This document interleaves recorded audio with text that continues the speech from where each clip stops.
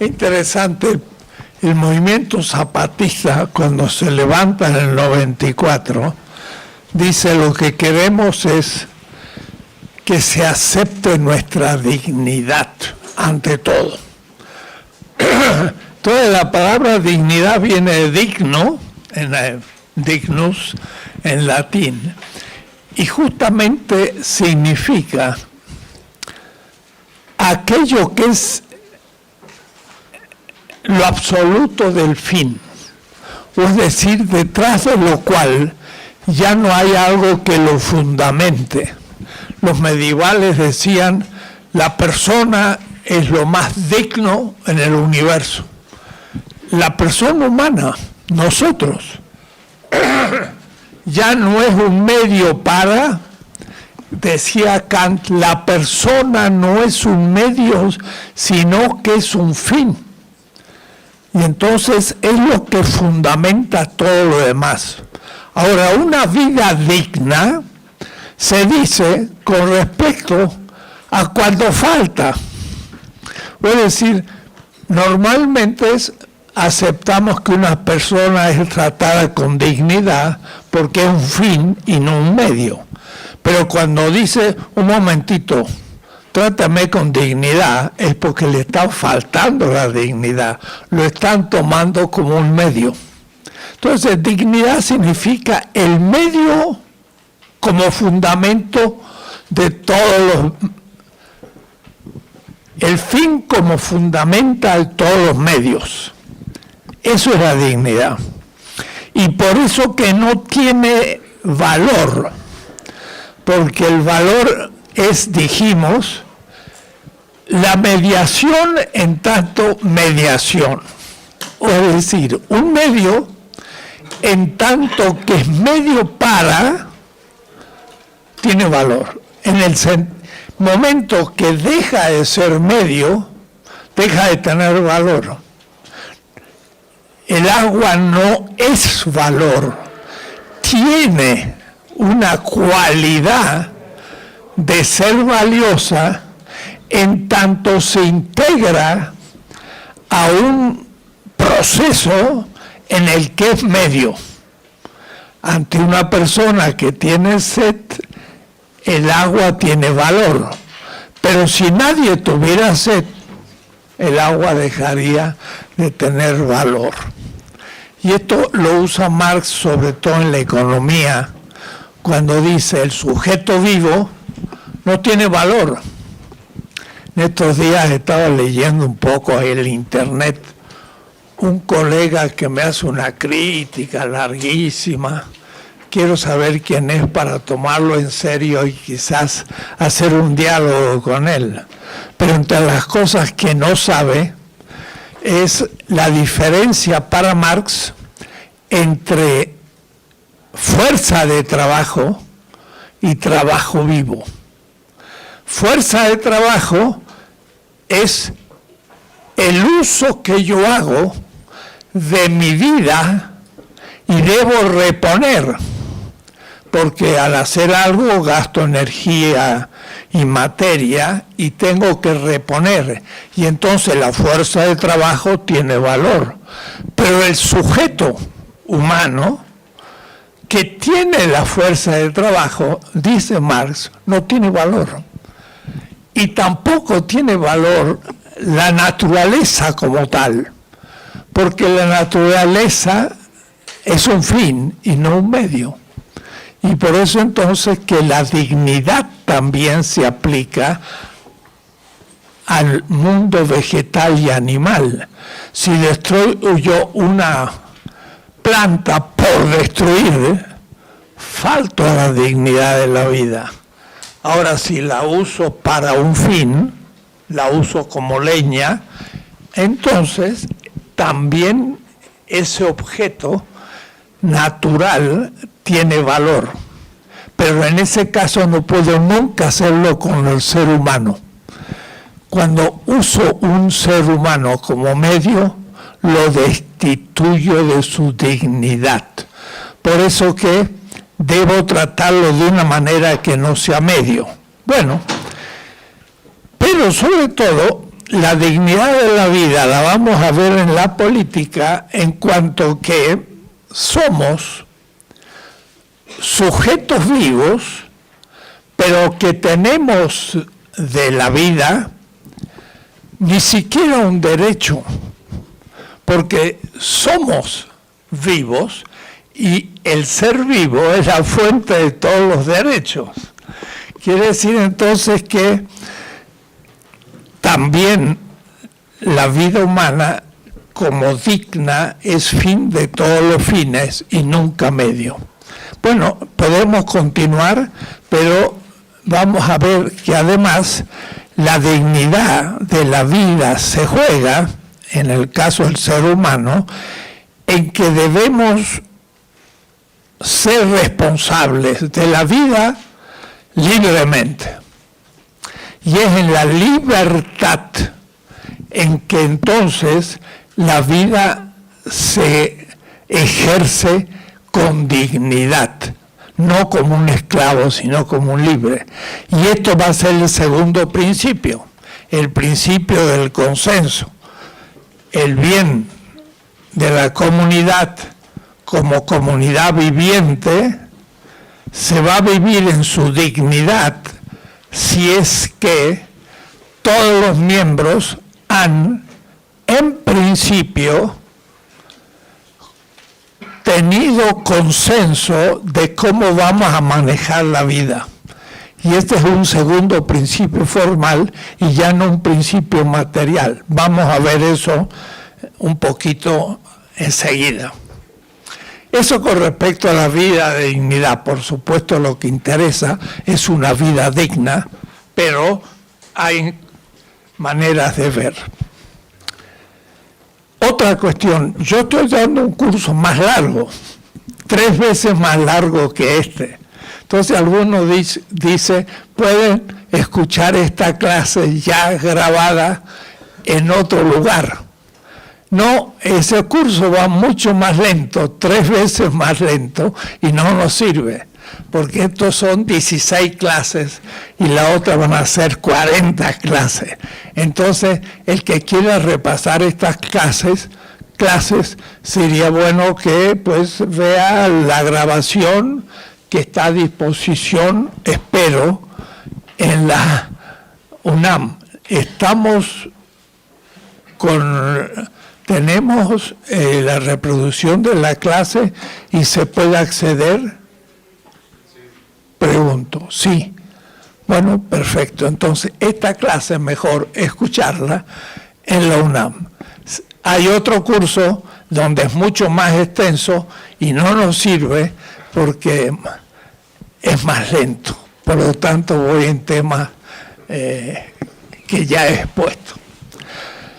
Bueno, hoy es la clase sexta y el tema del programa que está en mi página, en cursos, y se abre el programa donde dice curso UNAM 2021, pero donde dice tema. Si aprietan otros puntos no aparece programa, sino donde dice tema aparece programa, y este es el tema sexto, la construcción institucional del orden político vigente. Estamos en la primera constelación para tomar conciencia de cualquier orden político vigente, sea el que fuere, y todavía sin ver en él dominación, injusticia y demás. Estamos como definiendo los términos de una política para después la constelación 2 y 3 ya desarrollar el tema más concreto. Y en el libro grande de la política, la liberación, son los parágrafos 20 y 23. Ahí son más de 100 páginas la clase de hoy. Así que pueden ustedes ir viendo de dónde se inspiran. Lo más directo son las 20 tesis de política. Dijimos en ese círculo con dos líneas que la temática de la filosofía política tiene por lo menos 3 grandes capítulos o temas. Y lo divido así: nivel A, nivel B, nivel C. Los principios políticos, normativos, las instituciones, la praxis, las instituciones y los principios. Ya en la clase anterior hablé de los principios. Ahora voy a hablar de las instituciones. Pero tanto los principios como las instituciones tienen 3 niveles: un nivel material, un nivel formal y un nivel de factibilidad.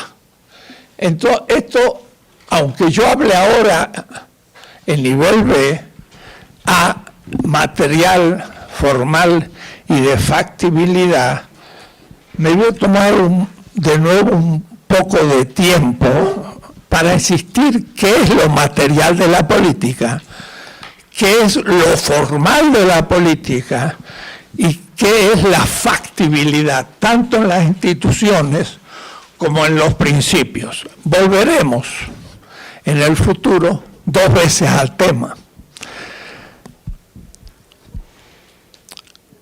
Las instituciones, tomándolas en la clase de hoy, es un tema muy debatido. Y es un tema debatido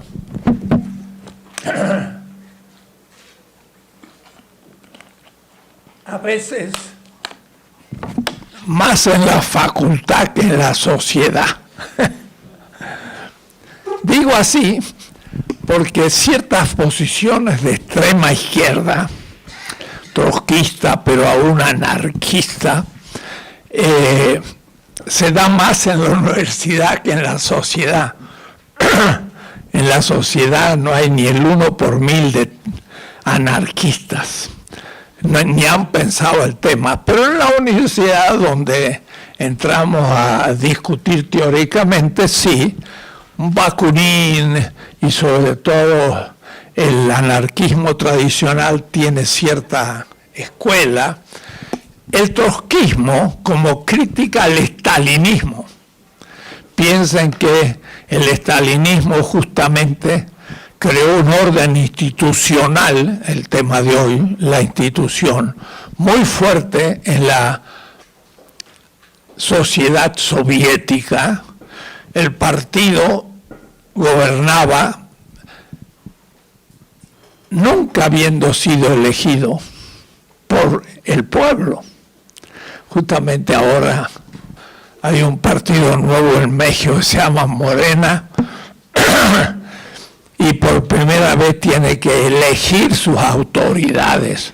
Y ahí se ha armado un jaleo, porque el presidente sugirió que, bueno, mejor quizás no hacerlo tan complicado y hacerlo con una encuesta.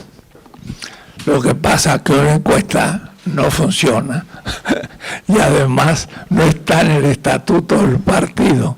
¿Qué significa elegir autoridades por encuesta? Sobre todo de un partido. Muy complicado. No votan todos los ciudadanos, porque si todos los ciudadanos votan por las autoridades de un partido, pues podrían elegir el peor candidato para que así el partido se venga abajo, los que son oposición. Quiere decir que solo podrían votar los del partido, porque es una elección de las autoridades del partido. Bueno, todo esto es lo que se está debatiendo estos días, si hay elección o encuesta. Eso en la Unión Soviética pues nunca se realizó. Los bolcheviques eran un grupo pequeño, estaban en la clandestinidad, nunca eligieron externamente el partido, ni las masas tampoco sus dirigentes, y entonces tenía una institucionalidad muy fuerte. de arriba hacia abajo, que con la muerte de Lenin y la subida de Stalin se transformó en una dictadura, pero no del proletariado, sino en la burocracia, que en realidad empezó a ser la pequeña burguesía zarista y burguesa que había antes de la Revolución Rusa del 17, que se apropió del partido porque el obrero y el campesino no estaba en capacidad de entrar a la dirección de un partido. Así que, paradójicamente, el Partido Comunista Soviético se llenó de la pequeña burguesía zarista y estos hicieron ahí una nomenclatura que fortificaron al partido sin nunca haber una elección popular. Por eso Trotsky, que llegó a México exilado y fue asesinado aquí por los estalinistas, hablaba de que la revolución debería continuar perpetuamente y no fosilizarse en un institucionalismo como dictadura aparente del proletariado, nunca habiendo el proletariado habiendo sido llamado a una elección. Esa es la temática un poco en la izquierda. Y bien, eso llevó a hacer pensar de que las instituciones son por naturaleza dominadoras. Y ya les he nombrado el caso de Holloway, que dice cambiar el mundo sin tomar el poder, o es decir, transformar la sociedad, pero sin tomar el poder del Estado, que es una institución, o es decir, cambiar el mundo sin instituciones. Y esto es imposible. Y cuando digo imposible, va contra el principio de factibilidad. Pero entonces hay que preguntarse sobre la naturaleza de las instituciones. Y ahí viene otro debate, el debate con Foucault, Michel de Foucault.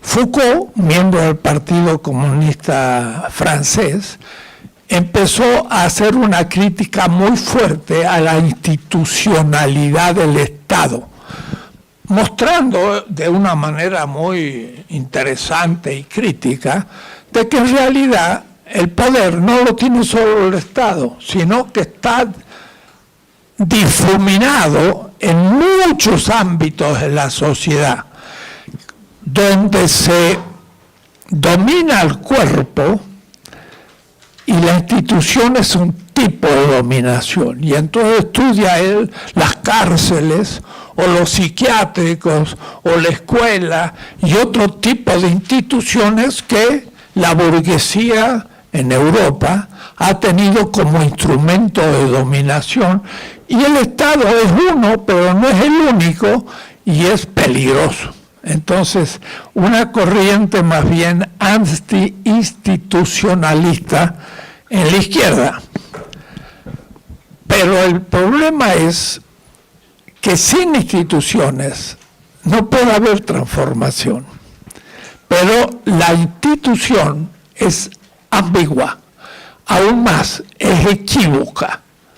La institución puede ser de dominación o puede ser de liberación. Y hay que saber entonces cómo manejar las instituciones a partir justamente de los principios y las prácticas. ¿Qué es una institución?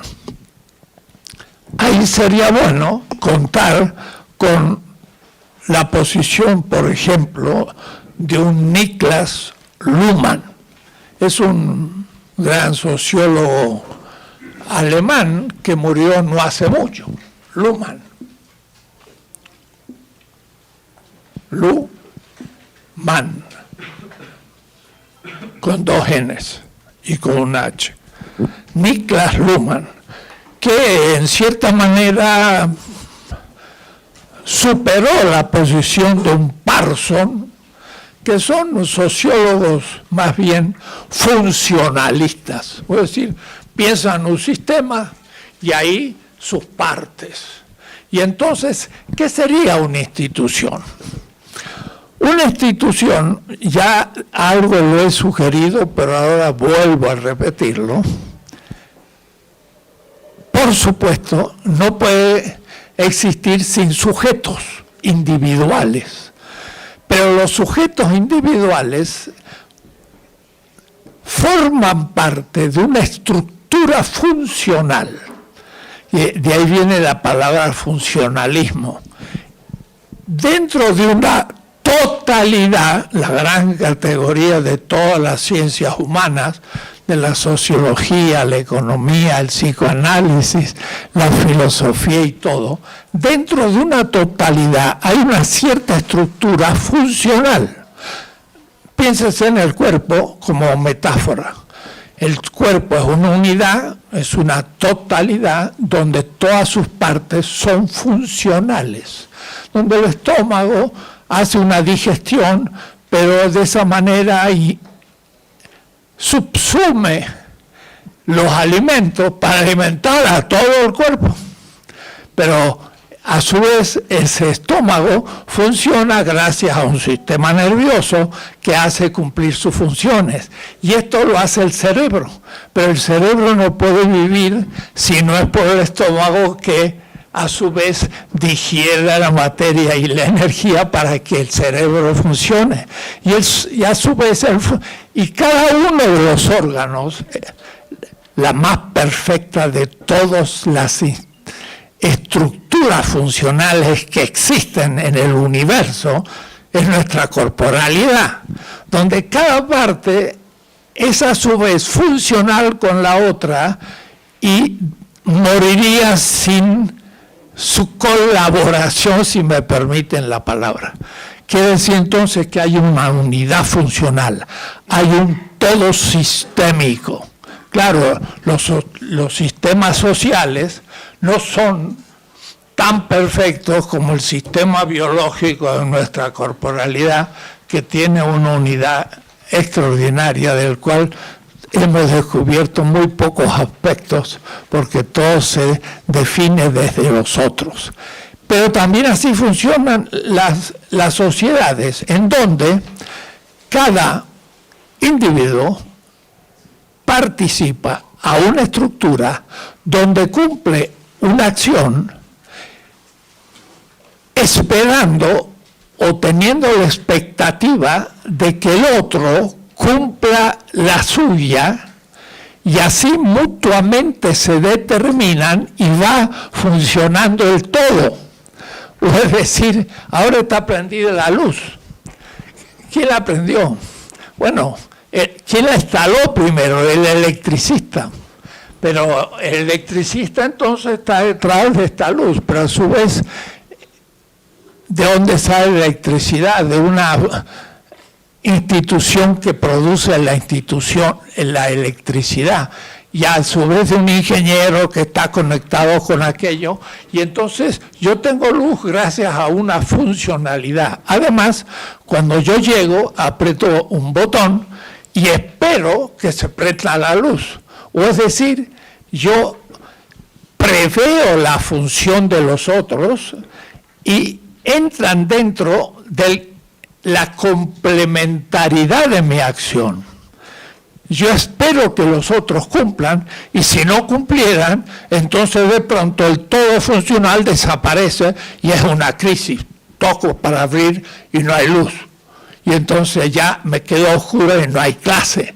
Y eso va a dar una cantidad de consecuencias. Las instituciones son situaciones funcionales de los seres humanos participando dentro de un todo que funciona sistemáticamente. Sistema viene de sin en griego, con. Tema significa lo que se pone.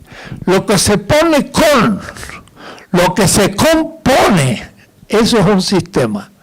Uno se pone junto al otro y determina al otro, y a su vez es determinado. Es una determinación determinante, determinada, funcional en un todo. El ser humano inevitablemente siempre fue institucional.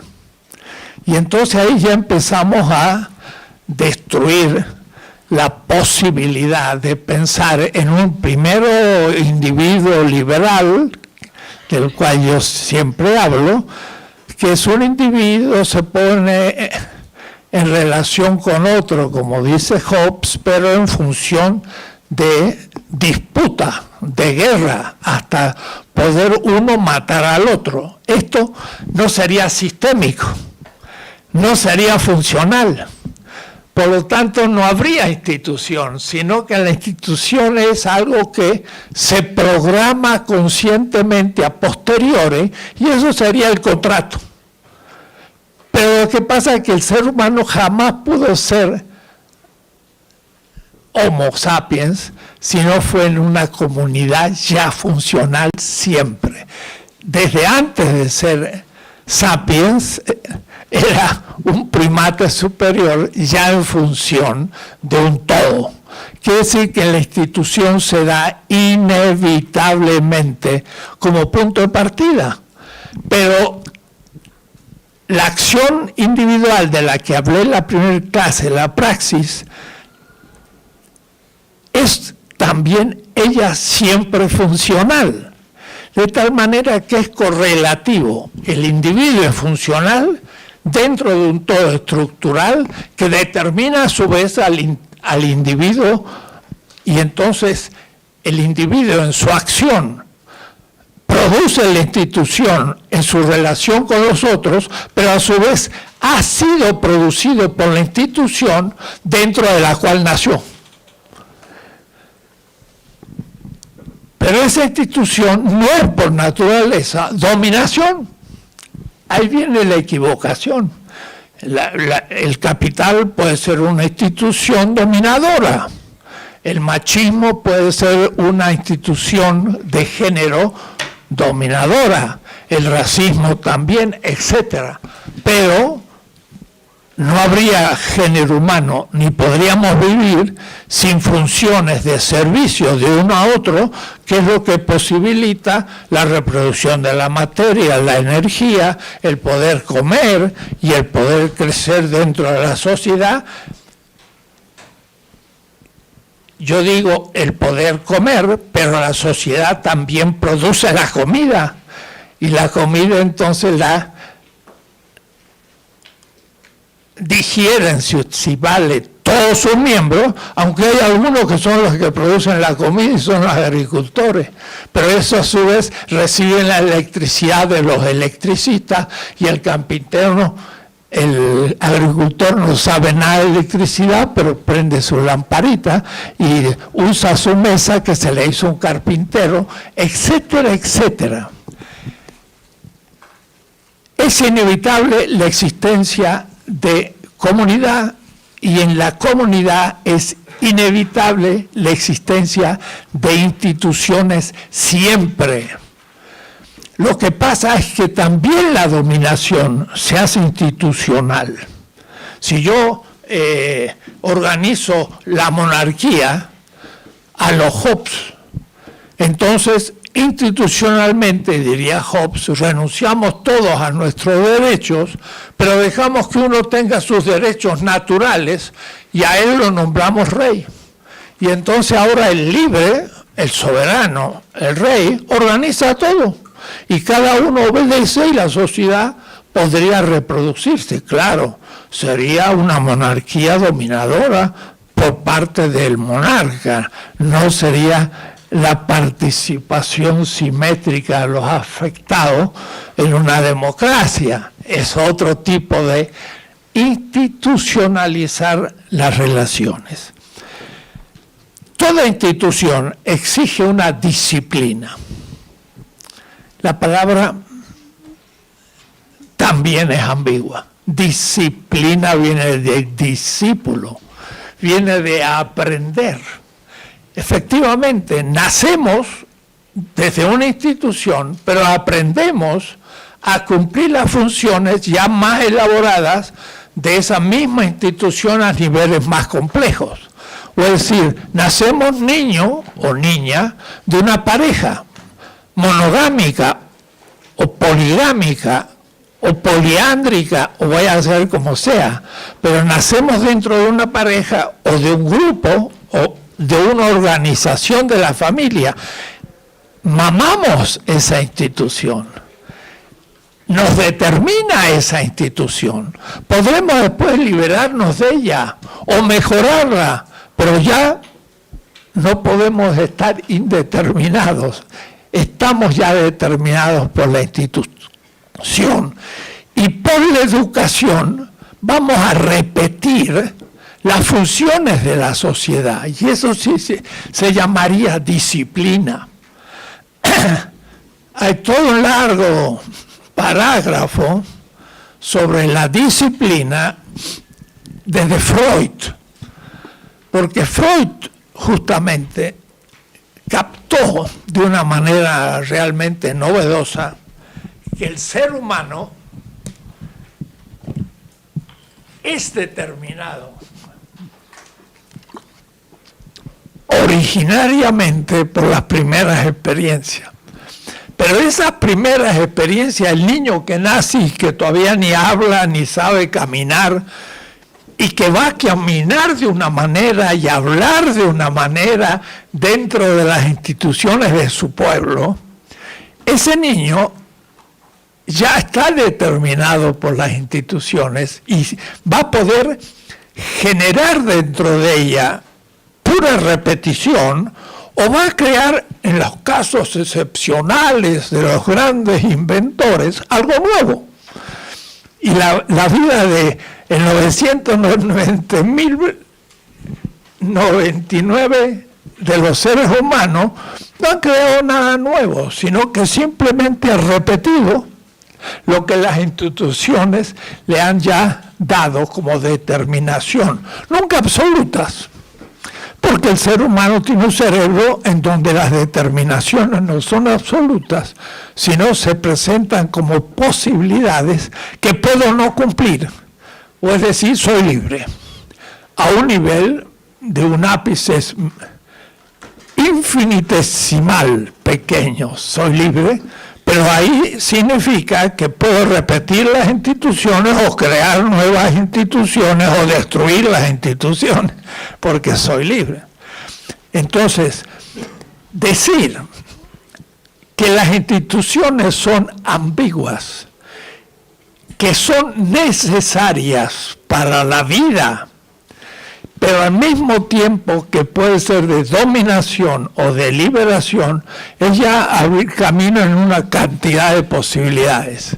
No estoy con el anarquista que dice todas las instituciones son perversas. Claro que ningún anarquista es tan extremado, pero de todas maneras tiende hacia eso. Pero tampoco soy conservador, que dice las instituciones son sagradas y hay que cumplirlas siempre,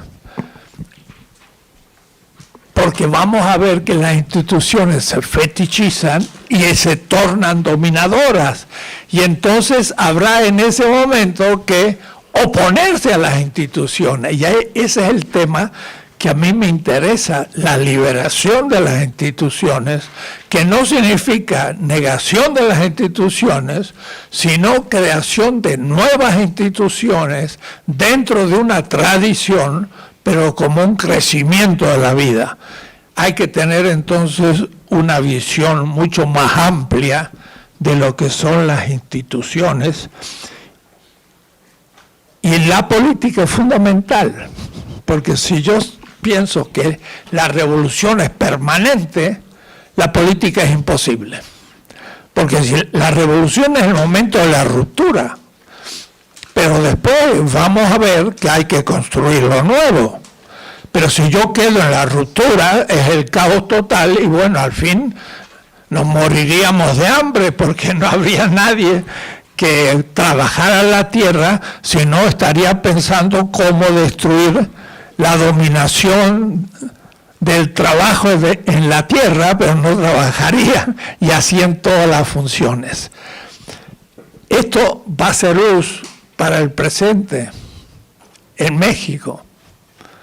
Un gobierno no puede ser perfecto, no puede nunca ser perfecto. Este es el principio de imposibilidad que funciona en la física, en la química y en la política.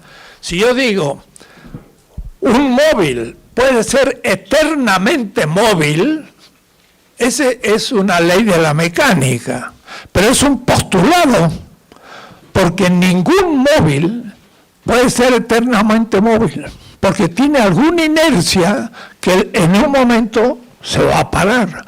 Pero queriendo intentar el móvil perfecto, por ejemplo, se inventó la rueda, porque transportar algo de un lugar a otro sobre el hombro es mucho trabajo. Pero si yo logro inventar una rueda y ponerle un eje y hacer un carrito y poner la piedra arriba del carrito, ya lo puedo transportar. ¿Por qué? Y porque las ruedas están sosteniendo el 99% del peso de la roca y yo solamente lo estoy empujando. Quiero llegar al móvil perfecto de la piedra que se mueva infinitamente, imposible, pero al menos no es tan difícil como la piedra que está en el suelo y pesa, y para moverla hay que moverla con toda la fuerza del cuerpo. Pero no es ahí solo. Si además de la rueda con su eje para el carro le hago un camino, en vez de estar ahí andando en campo traviesa con huecos y con que entonces mi carro no avanza, ya enderezo el camino y entonces lo logro llevar más rápido para llegar al ideal, que es el perpetuo móvil, que no puedo nunca alcanzar, pero que intento y por eso voy avanzando. Pero después, para que la Tierra resista mejor el carro con su rueda redonda, pues lo hago de piedra como hacían los romanos. En el Mediterráneo es extraordinario ver los caminos romanos que tienen unos huecos a distancia de 1,50 m.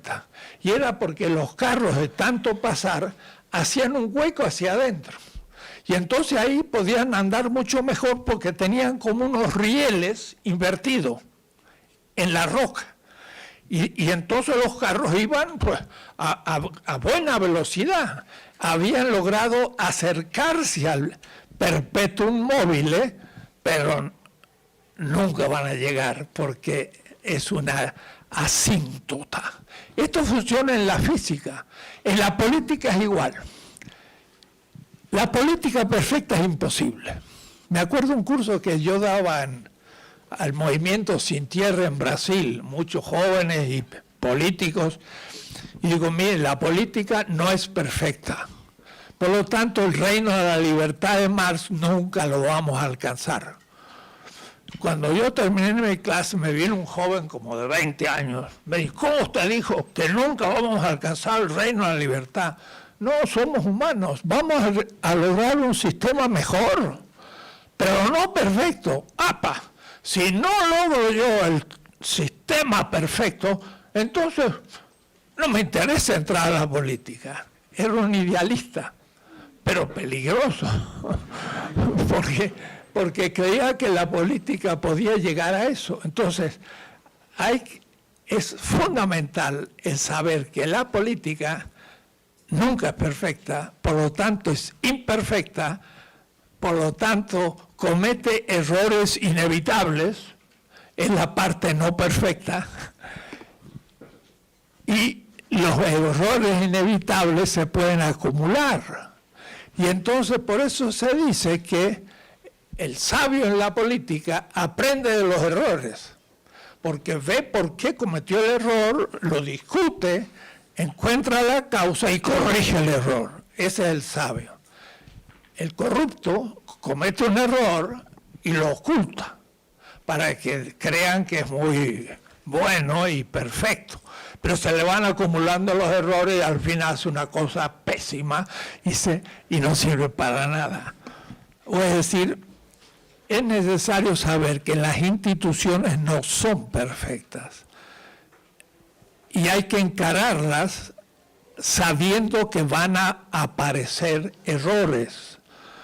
Ayer, por no ir más lejos, un alumno vino a mi clase, se quedó un rato y después dijo, maestro, tengo que hablar con usted. Sí, yo entré por fin a un puesto en un municipio y me dieron un puesto y yo estuve muy contento, no tenía empleo y entonces entré a trabajar.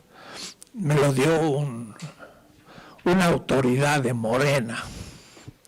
Y entonces empecé a trabajar y me dijeron, usted la función es que cuando una persona venga a pedir un permiso, usted le diga, es tanto dinero porque tiene una lista. Y le pide el dinero. Entonces la persona que quiere le da el dinero. Y él se lo da a otro empleado, el cual después le da el permiso. Pero eso no entra al fondo del Estado, sino se queda en el bolsillo de los empleados. Corrupción. Y es Morena. Entonces yo digo, ¡oh, qué barbaridad! No, es humano, pero vamos a hacer. Le dije, anda a la Comisión de Honestidad y Justicia y di el nombre del responsable y acúsalo. Y también con la senadora, y ese señor hay que mandarlo a pasear que está corrompiendo a la gente. La política no es posible que yo diga, yo entro a la política si es perfecta, pero si es imperfecta yo no voy. Entonces los buenos se van y se quedan los corruptos. Y entonces, ¿quién entra? Si la política es dominación, a mí no me interesa dominar a nadie, me quedo haciendo otras cosas y la política queda en manos de los dominadores. Entonces, ese es un problema ético y es un problema teórico. Entonces, por eso la factibilidad, lo posible, debe nunca tener como objetivo un régimen político perfecto. Tiene que tener como objetivo un régimen político mejor que el actual y irlo construyendo sobre la marcha. Y eso a veces logra concretarse, ya hablaremos en el futuro. Entonces, ni anarquismo ni conservadurismo, porque las instituciones también se fetichizan. Y por lo tanto, el que dijo, hay que respetar las leyes, no siempre. Hidalgo, que estamos en una semana hidalguense, y se habla del héroe, pero no se pone uno en la situación del héroe. Y entonces, cada uno de ustedes son hidalgos. Y cada uno de ustedes son exigidos a ser hidalgos. No, bravo, ay, qué malos que los mataron. Si los seguimos matando a los que hacen hidalgo, hoy, y nosotros, muchas veces. Entonces, en vez de mirarlo como objeto, véanlo como sujeto. Vístanse de hidalgo y digan, las leyes de India pues nos definen como colonia, no acepto. Voy a luchar en contra. Y aunque era un cura que no sabía nada de armas ni de ejército, se metió y porque como era bastante mal militar, pues rápido lo tomaron. Morelos era mejor y otros eran buenos militares. No es tan fácil ser buen militar. Entonces, claro, pero él creyó que tenía que entrar esa tarea. Hidalgo se levantó contra la institución del colonialismo y contra las leyes de Indias, quedó ilegal, era ilegal, ¿no es cierto? Entonces también dijo, como ya les he dicho, al diablo con las instituciones de España. alguien dijo lo mismo. O mejor dicho, Hidalgo no lo dijo alguien. Y se dijo, ¡oh, qué barbaridad! Ese es el tema de hoy. Mire, estamos tratando el tema al diablo con las instituciones, si son injustas. Y en la segunda momento van a ver ustedes cuando la institución ambigua se transforma en dominadora y entonces hay que destruirla. Eso significa la emancipación de México de España. Y lo hemos festejado el 16 y 15 de septiembre. Hemos festejado la segunda constelación, pero estoy en la primera, donde la ley todavía es justa. La ley es también una institución, pero puede devenir en la arqueología de la política, la ley justa puede devenir injusta. Y por eso se dice, no hay que dormirse sobre los laureles. Porque usted puede recibir un laurel porque hizo una cosa muy buena y la repite y empieza a ser mala y usted la sigue repitiendo. Y entonces se durmió sobre los laureles y ahora contra ti, que tenías laureles pero ya estaban secos. Entonces había que poner nuevos laureles, pero no es así. ¿Se dan cuenta? Casi toda la filosofía política se hace para conservadores desde lo vigente cuando funciona. Y para los revolucionarios contra lo vigente como dominación. El asunto es ser revolucionario cuando hay que revolucionar y hay que ser constructor cuando hay que constructor. Todo el tema es saber los tiempos y qué es lo que se hace en cada caso. Y entonces por eso hay que tener una política completa, que es lo que yo intento. No un temita, otro temita, y son temitas. En filosofía política se estudian temitas, pero nunca se estudia todo el sistema para poder tener una visión de conjunto. Hay entonces instituciones materiales. Son aquellas instituciones políticas que tienen que ver directamente con la vida. Y si tomamos, por ejemplo, un Estado y vemos las secretarías del Estado, hay una Secretaría de Economía, y el que dirige puede ser un abogado, puede ser un artista, puede ser muchas cosas y no un economista, pero tiene que tomar medidas en el nivel económico. Si no él, su equipo, su partido, lo que sea, pero hay que tomar decisiones económicas. ¿Cómo es que no? Mire todas las que hay que tomar todos los días, que los impuestos, que qué intereses se cobran. Mira ahora los hutíes de Yemen con unos de estos nuevos aparatos le han bombardeado a Arabia Saudita, pues en los lugares donde acumulan el petróleo y se ha hecho un caos en la Arabia Saudita. De paso, tendríamos que saber historia para entender lo que está pasando, ¿no? Pero no nos forma ni en la primaria, ni en la secundaria, ni en la universidad para leer el diario. Es decir, el 99% ni sabe lo que es un hutíes de Yemen y lo que es Arabia Saudita, y porque se están peleando los árabes entre ellos. Porque los árabes son sunitas y los yemenitas son chiitas. Y claro, Irán es chiita, tiene influencia persa, y entonces hay que saber mucho la diferencia. Es un problema religioso.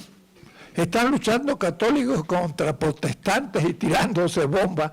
Hubo la guerra a los 30 años entre católicos y protestantes en Europa y se firmó la paz de Westfalia en 1688, que hicieron la paz y dejaron de tirarse no bombas porque no había, pero se la están tirando allí.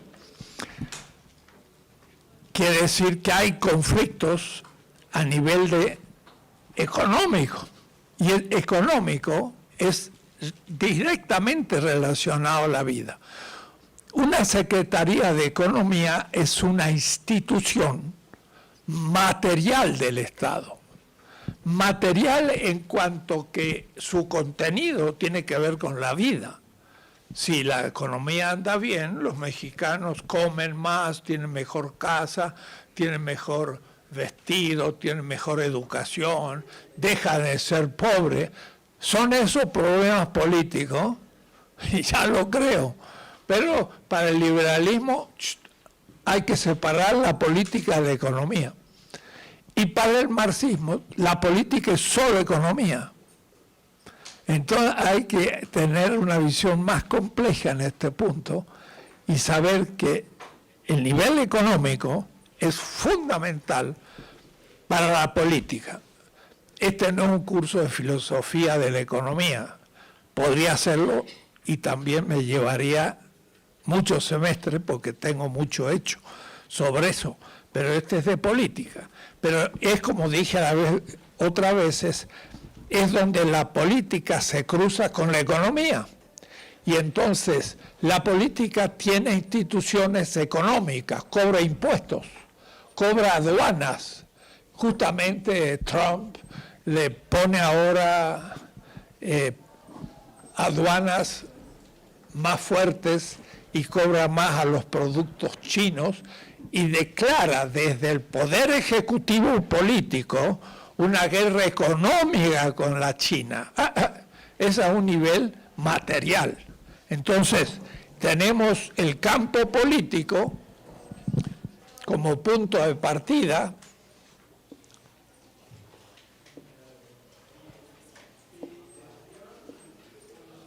Tenemos el campo político y el campo económico que se cruzan. Y el político tiene una cierta gestión de lo económico, no como empresario dirigiendo una fábrica, pero rigiendo las estructuras económicas de toda una sociedad. Y tiene que entender economía o hacerse de consejeros que permitan entender todo esto. Miren lo que ha pasado en Argentina. Macri, un neoliberal pésimo, con ninguna capacidad estratégica, hizo un debacle económico y pidió al Fondo Monetario Internacional una enorme cantidad de dinero que por la presión de Estados Unidos le dio el Fondo Monetario Argentina, tiene unos 100.000 millones de dólares el banco, y le dio nada menos que 55.000 millones, es decir, le dio el 55% de los fondos que presta el fondo, enorme, y eso fue por presión de Trump para apoyar a Macri, que se estaba fundiendo, y para que no volviera un partido popular en Argentina como podría haber sido en este momento Morena en México.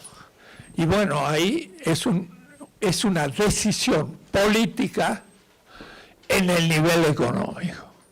Y como estamos dentro de un sistema capitalista, hay que ver cómo se entiende. Entonces allí había que tener muy claro muchos temas, porque así como hay anarquistas y conservadores en las instituciones, también se toman distintas actitudes, posiciones políticas en el plano político. Se habla de una revolución contra el capitalismo como tal, porque se atribuye al capitalismo una cierta explotación del trabajo y el origen de la pobreza de la clase obrera. Entonces, alguien podría hacer una revolución como la que hizo Fidel Castro y el Che Guevara, una revolución socialista. Es posible a corto, a mediano, a largo plazo. El zapatismo propone una revolución más allá del capitalismo, más allá del liberalismo, volviendo a la comunidad como punto de partida. ¿Es posible a corto plazo para toda la población urbana, o quizás fuera un ideal a plantearse a largo plazo y la solución adecuada a la temática actual de la pobreza en el mundo, pero que va a durar un siglo y medio para realizarse? Entonces, en la política no solo vale el proyecto mejor, hay que ver la factibilidad, y la factibilidad a corto, a mediano y a largo. Y a largo plazo puede ser 2 siglos, y a corto plazo puede ser mañana, y mediano plazo puede ser una década. No es lo mismo. Esto para que ustedes empiecen a entender dónde estamos en México hoy. Muchos van a decir, este gobierno es reformista. Lo dicen mis compañeros de izquierda, del cual yo formo parte, y algunos marxistas, del cual yo conozco a Marx muy bien. Y teóricamente, con respecto a uno que me criticaba el otro día en un artículo, teóricamente lo que Marx dice acerca del capital es adecuado, y en ese sentido yo soy marxista. Pero lo que pasa es que eso, que es la esencia del capital, no se logra superar a corto ni mediano plazo, va a ser a largo plazo, y después de mucha historia y mucha lucha. Ya las revoluciones, ¡pum!, octubre del 17, y cambiamos el mundo, ya no van a funcionar en el futuro. Miren, en la Unión Soviética hubo una revolución en el 17. ¿Y qué pasó con la subjetividad de los rusos y de Kazajstán y de otras grandes repúblicas absorbidas? Cambió subjetivamente, empezaron a pensar de otra manera el consumo, la ética y todo. Se vino abajo en la Unión Soviética, el Estado, y la gente adoptó al día siguiente, pues, el neoliberalismo. ¿Qué pasó? Salieron del muro de Berlín, ya lo he dicho, pero lo voy a repetir. Cruzaron el muro de Berlín felices de que rompieron el muro y pasaron a la Europa occidental. Y lo que querían era comer plátanos. No habían comido plátanos nunca, porque no llegaba la exportación tropical de Guatemala a los países socialistas. ¿Eso es lo que buscaron más allá del muro? ¿O tendría que haber roto el muro y quedarse ahí y decir, bueno, ahora ellos tienen que aprender la nueva subjetividad que nosotros tenemos? El campo político es atravesado por otros campos materiales, ecológico, cultural. Voy a hacer así. Y estos determinan acá un nivel material de la política, que es justamente el nivel de los problemas sociales también de la política. Y entonces tenemos ahí una posibilidad de empezar a entender. Hay un nivel material de las instituciones, pero hay un segundo nivel, que es el nivel de los sujetos de una comunidad cumplen con las exigencias materiales, pero lo hacen no solamente individualmente, sino lo hacen comunitariamente. Tienen que llegar a acuerdos cómo afirmar la vida. El cómo es la manera como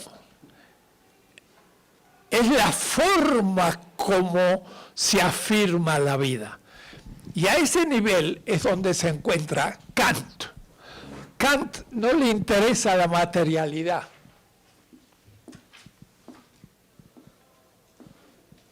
Él dice, el imperativo consiste en obra de tal manera, y en alemán de tal manera es una palabra muy chiquita, es so. S-O. So. Obra así. Así, es una palabra chiquita. Pero habla del cómo, la forma, la manera, el procedimiento. Obra con un procedimiento donde la máxima de tu voluntad, que es el juicio práctico que ya he explicado, valga como ley universal. O decir que todo otro en tu lugar haría lo mismo. Y debo decir que esa exigencia de obrar así es de la conciencia ética, es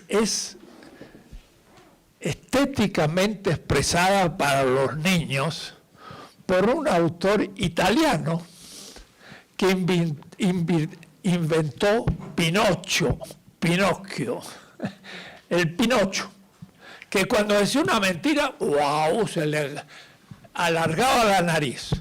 Eso, cuando yo era niño, me apasionaba, y había una película, Pinocho, y yo la veía, y él se lo traga la ballena y todo.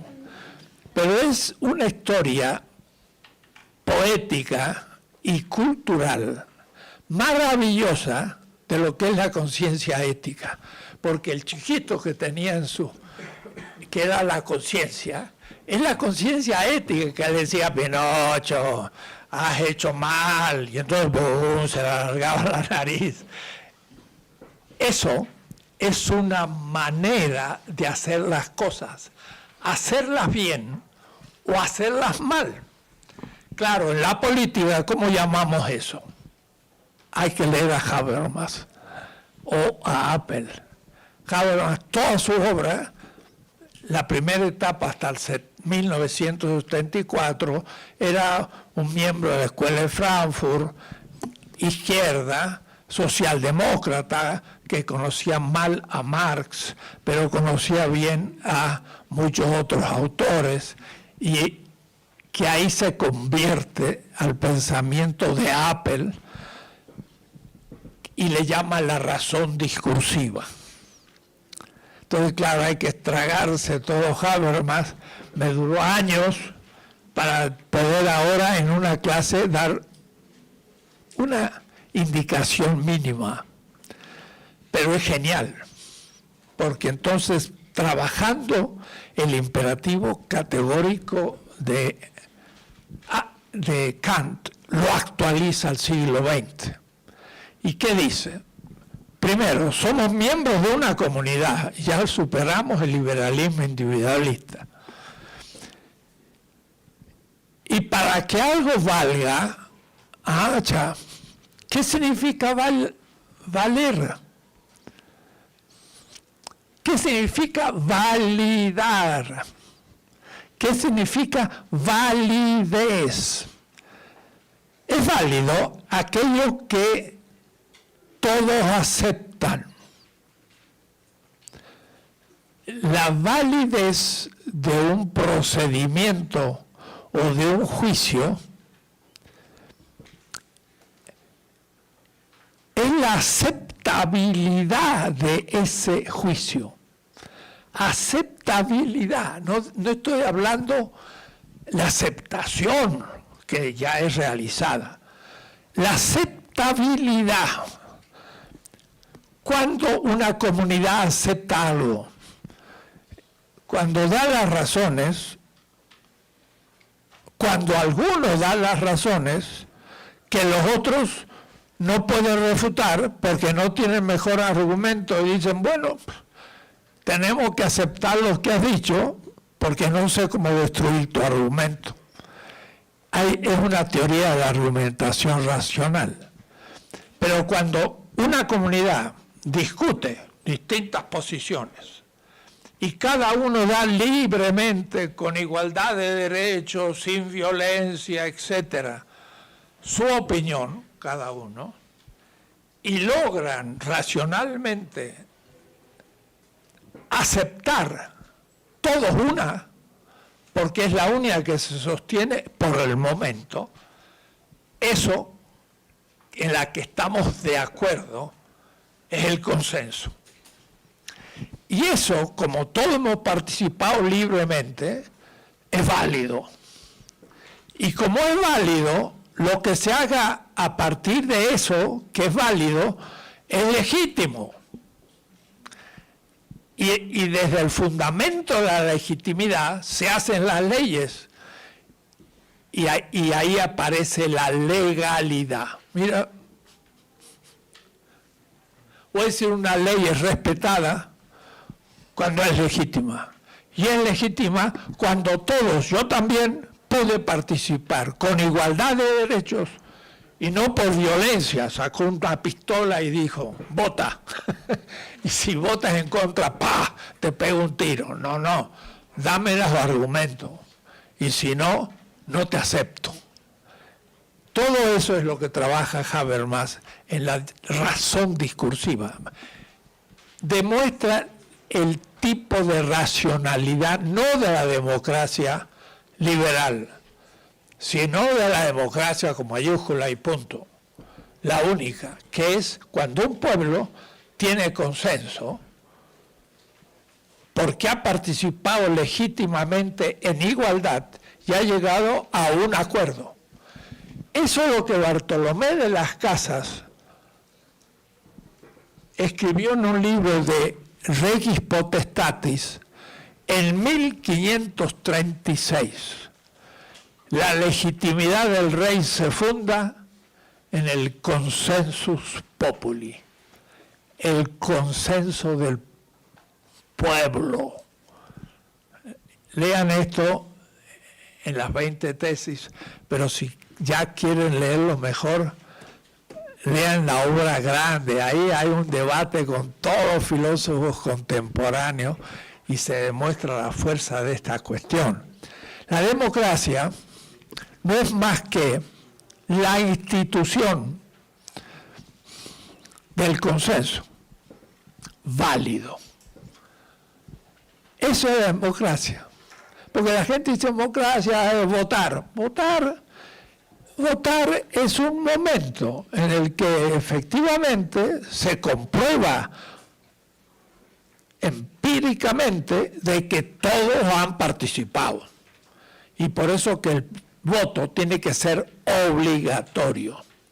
El que no vota no puede hacer ningún trámite más en el Estado.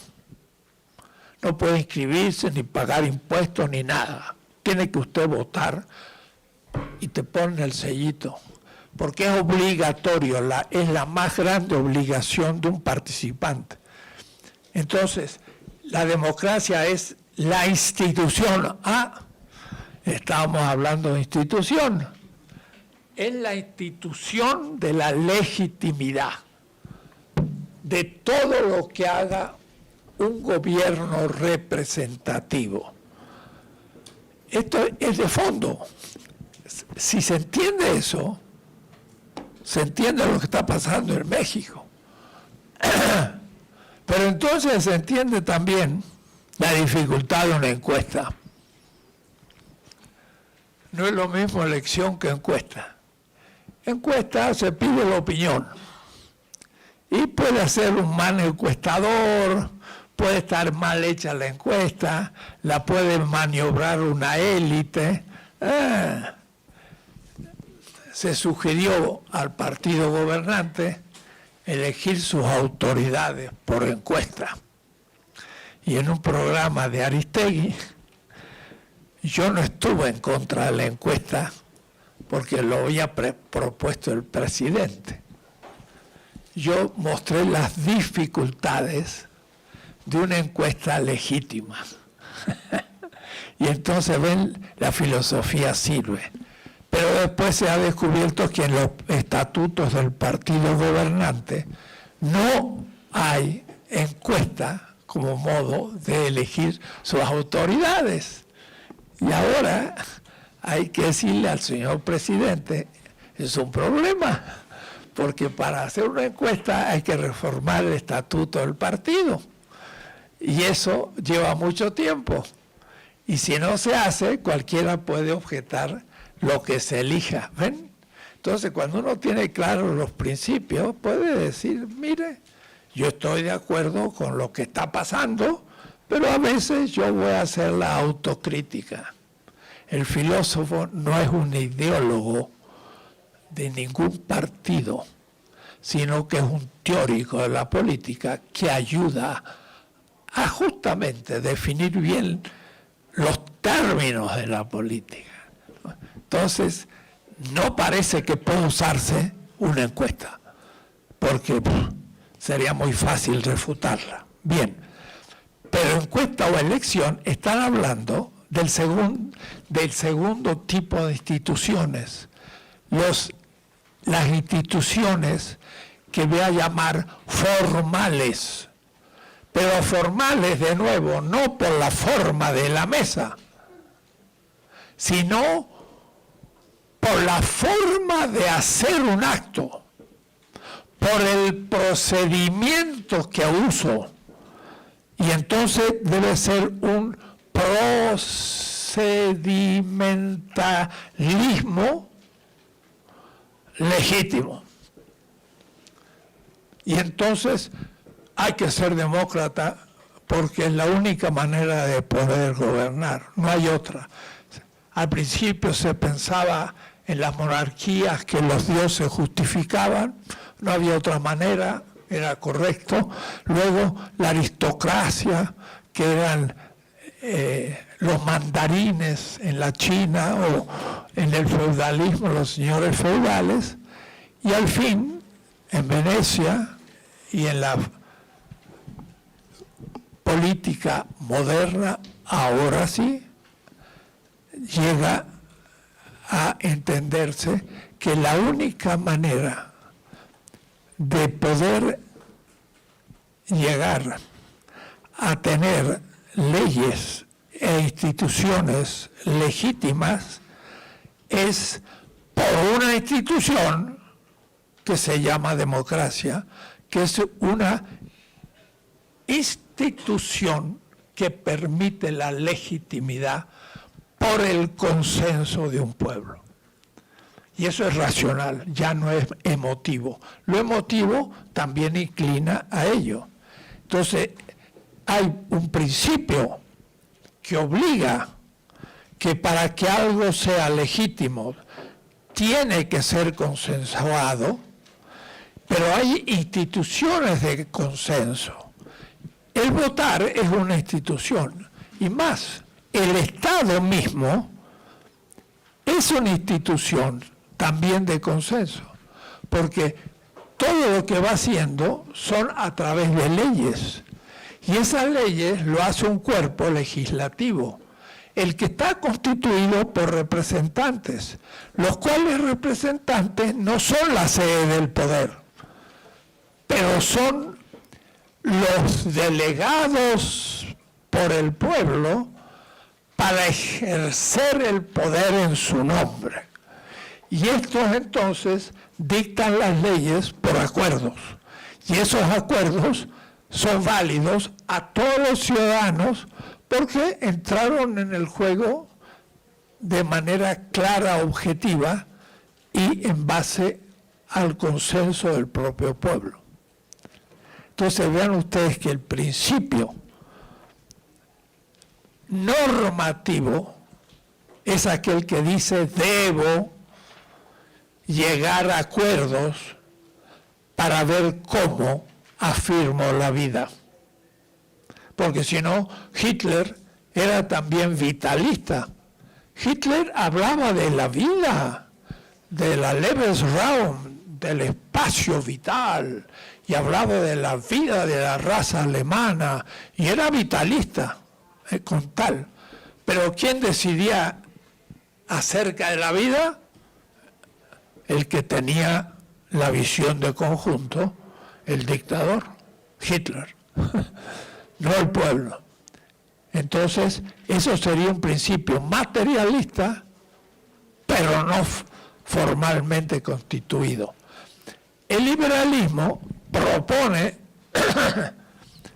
al contrario, que la elección del representante sea lo esencial, pero no habla tanto del contenido,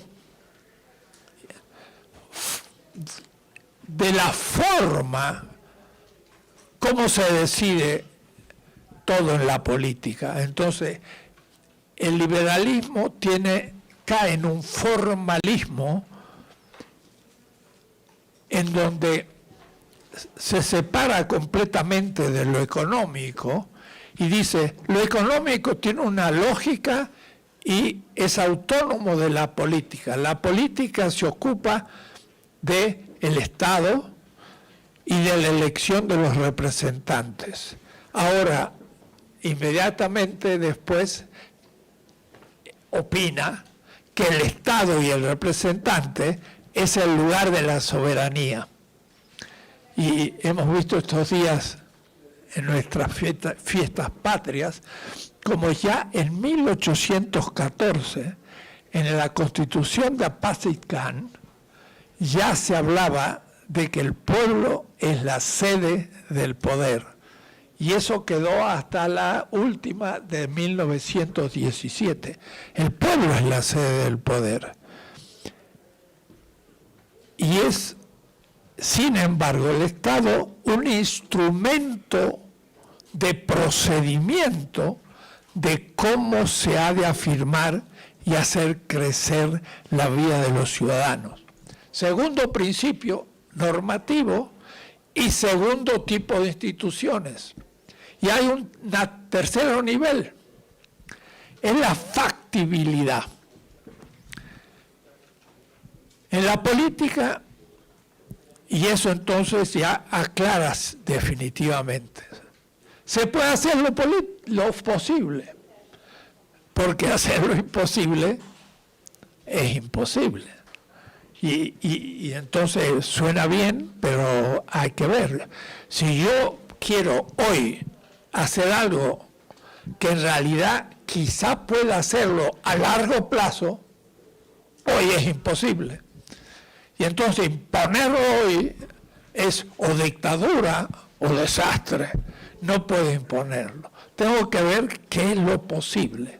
Y vuelvo a decir, México, 3.000 kilómetros con el país más poderoso de la Tierra, militarmente armado hasta los dientes, con el capital más grande, financiero, industrial y demás.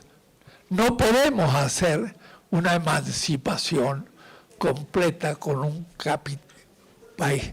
Tenemos que, muy inteligentemente, ir afirmando nuestra autonomía. Entonces, una revolución a lo Fidel Castro es imposible. Y uno lo admira y dice, bravo. Es como aquella novela que se llama Los árboles mueren de pie. Cuba va a morir de pie. No se va a arrodillar, pero vive una muerte lenta porque lo tienen sitiado y no lo dejan desarrollar y lo tiene cosificado. Es una revolución triunfante, pero al mismo tiempo pobre. Entonces, no lo juzgo. Es ejemplar. Éticamente, ejemplar. Políticamente, también ejemplo de lo que hay que hacer a largo plazo. Realmente, con muchas contradicciones. Entonces, la factibilidad es muy necesaria. Ahora, la Escuela de Frankfurt Horkheimer, Adorno, hicieron la crítica a la razón instrumental.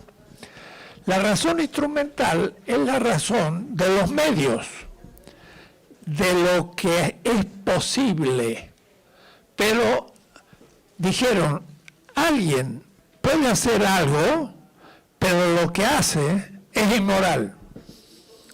Y eso sería un puro pragmatismo sin principios. Y la Rosa Luxemburgo, en su obra Reforma y Revolución, dice, los reformistas, claro que pueden hacer cualquier cosa, se pliegan a la realidad sin principios. Y son entonces pragmáticos en el sentido negativo de la palabra. No.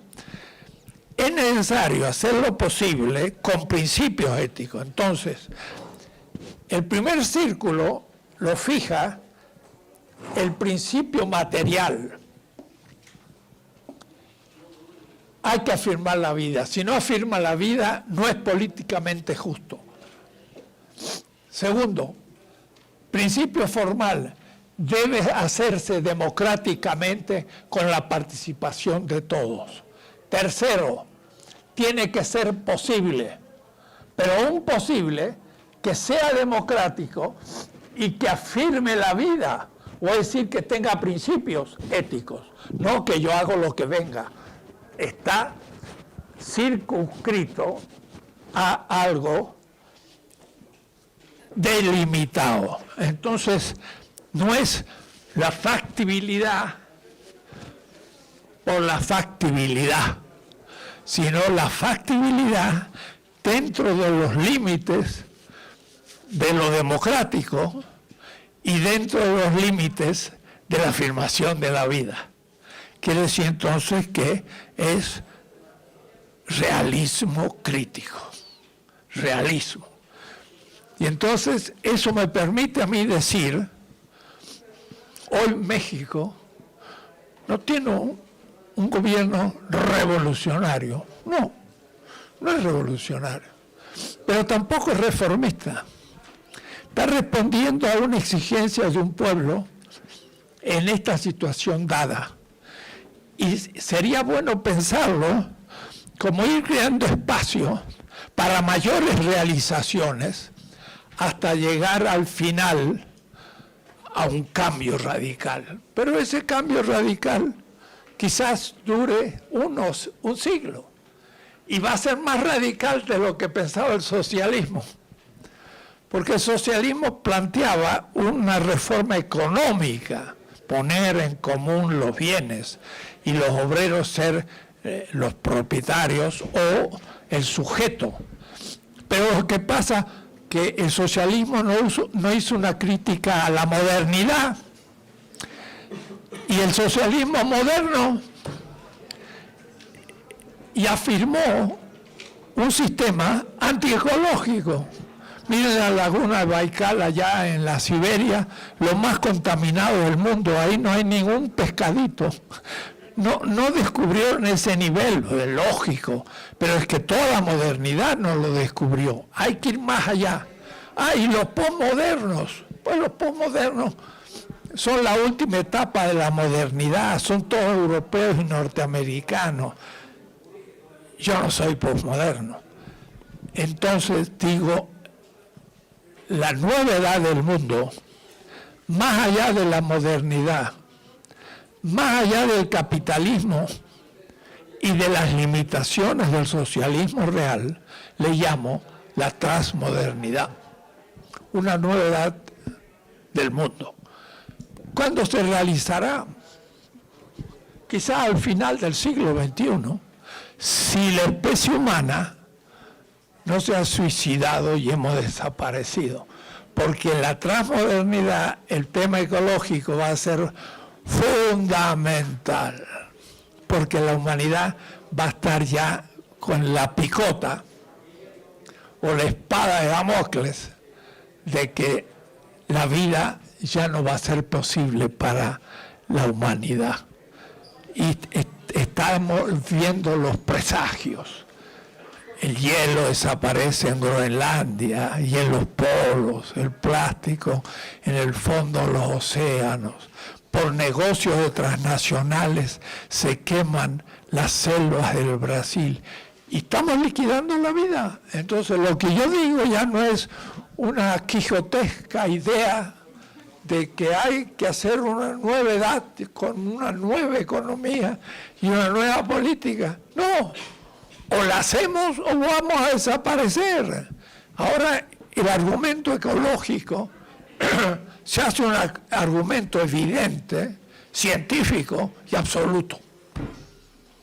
O cambiamos la civilización en la que vivimos, o la naturaleza, la madre tierra, matará a su hijo porque quiere matar a la naturaleza.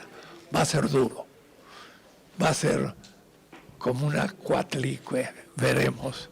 Pero ya se hizo hora, son las 6 menos 2 minutos, y vayan leyendo lo que está escrito para ir avanzando. Gracias.